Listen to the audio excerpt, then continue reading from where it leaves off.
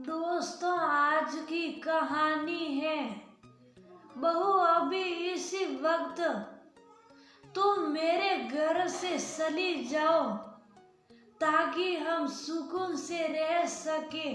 दोस्तों, कहानी शुरू करने से पहले अगर आपने हमारे चैनल को सब्सक्राइब नहीं किया हो तो कर लीजिए ताकि आपके पास पहुंचे हर नया वीडियो। आकाश जैसे ही घर में घुसा उसे जोर जोर से बोलने की आवाज सुनाई दी। वह वही ठिठक कर सुनने लगा। अपनी माँ को बुरी तरह से लताड़ रही थी और एक ही बात बार बार दोहरा रही थी कि वह उन्हें इस घर में नहीं रहने देगी, वह उनके साथ नहीं रह सकती। बेचारी आशा जी रो रो कर पूछ रही थी कि बहू, तुम्हें मेरे से परेशानी क्या है, क्यों नहीं रहने दोगी। तभी आकाश जैसे ही अंदर आता है, अवनी कहती है इन्हें अभी का अभी वृद्धा आश्रम में छोड़कर आओ। आकाश उसे समझाने की कोशिश करता है कि वह मेरी माँ है, कैसे कैसे उन्हें वृद्धा आश्रम में छोड़ सकते हैं। अवनी में कुछ नहीं जानती, जल्दी से जल्दी इनकी वह व्यवस्था करा दो। आकाश बोला, हाँ कुछ समय तो दो। अवनी शांत होती है और चाय बनाने चली जाती है। आकाश मन ही मन बहुत दुखी हो रहा था कि जिस माँ ने पिता के न रहने पर माँ बाप दोनों का फर्ज निभाया, मुझे पाल पोस कर इतना बड़ा किया, पढ़ा लिखा कर इस काबिल बनाया कि आज मैं अपने पैरों पर खड़ा हूँ, अपना परिवार पालने में सक्षम हूँ, तो माँ को इस उम्र में परायों के बीच कैसे छोड़ दूँ। क्या वे मेरे बिना रह पाएगी। उसे समस्या का कोई समाधान नहीं मिल रहा था और उधर अवनी रोज अपनी जिद पर अड़ी थी। इसी बीच अपने ऑफिस के काम से उसे सप्ताह भर के टूर पर बाहर जाना पड़ा। अवनी ने इस मौके का लाभ उठाकर माँ को वृद्धा आश्रम में भेज दिया। वे रोती बिलखती रही कि आकाश को तो आ जाने दो, पर उसने एक न सुनी। लौटने पर आकाश ने घर में माँ को न देखकर पूछा, माँ कहाँ है। अवनी ने उसे झांसा देकर बताया कि उनकी दो तीन सहेलियां हरिद्वार जा रही थी, सो वे भी जिद कर वहां चली गई, अभी हफ्ते भर में लौट आएगी। जब आकाश ने ज्यादा पूछताछ की तो वह बोली, मैं उन लोगों को नहीं जानती, माँ ने जिद की तो मैंने भेज दिया। ये सारा वार्तालाप उनका 7 वर्षीय बेटा सुन रहा था, किंतु अवनी ने उसे धमका दिया था कि पापा को इस बारे में कुछ न बताए, सो वह डर के मारे सूखता। जब हफ्ता बीत गया, माँ न आई तो आकाश को चिंता हो गई। अवनी ने उसको बड़ा खूबसूरत झांसा दिया था, ऐसी सोच थी उसकी और वह अपनी सफलता पर खुश हो रही थी।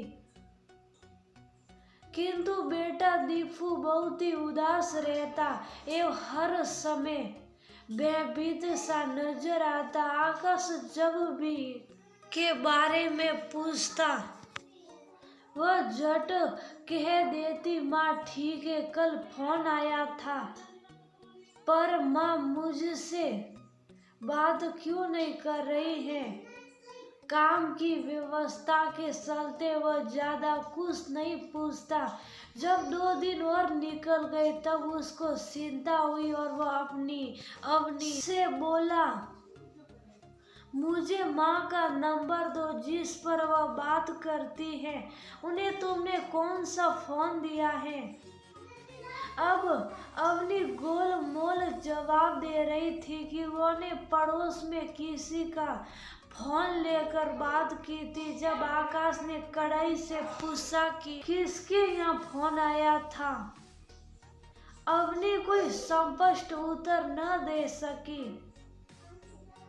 तब आकाश को उस पर शक हुआ। वह बोला, ठीक है, मुझे तुम उनका पता दो, मैं शाम की गाड़ी से हरिद्वार के लिए निकल रहा हूँ। कहीं बीमार न हो गई हो, मेरा मन बहुत बेचैन हो रहा है। और उनके नाम पता भी बताओ जिनके साथ वो गई है, मैं उनके परिवार से भी मिलता हूँ जाकर।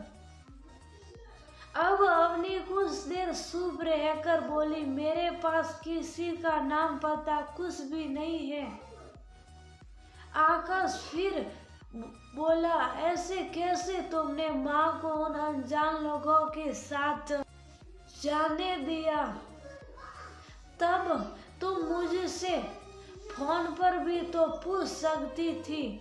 अवनी निरुत्तर थी। वह शाम को निकलने की तैयारी करने लगा। दीपू शुभ साफ सब देख सुन रहा था। वह जानता था कि दादी वृद्धा आश्रम में है, किंतु माँ के डर से शुभ था। जैसे ही उसके पापा घर से बाहर जाने लगे, वह उनके साथ हो लिया। रास्ते में पापा को रोककर उसने पूरी बात बताई कि दादी वृद्धा आश्रम में है और मम्मी के डर से मैं शुभ था। वो पापा को लेकर वृद्धा आश्रम में गया जहाँ उसकी दादी थी। वहाँ माँ को देखकर बगीचे में उदास बैठा देखकर आकाश का कलेजा मुंह को आ गया। वह दौड़कर उनके पैरों में गिर गया और फपक फपक कर रोने लगा। दीपू भी अपनी दादी से लिपट गया। दादी, घर चलो, आपके बिना मुझे अच्छा नहीं लगता। माँ, मुझे माफ कर दो, सारी गलती मेरी ही है जो मैंने अवनी की बातों पर भरोसा किया। अब ऐसा नहीं होगा, न रहेगा बांस, न बजेगी बांसुरी। आज अभी जाकर मैं उसे उसके घर भेज दूंगा। माँ प्लीज उठो, अपने घर चलो। वो माँ को लेकर घर आ गया। माँ को देख कर अपनी असभ्यत हो गई कि आकाश को वृद्धा आश्रम का शरण का पता कैसे चला।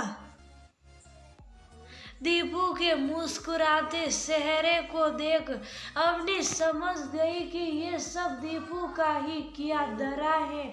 वह दीपू को साटा मारने ही वाली थी कि आकाश ने फुर्ती से उसका हाथ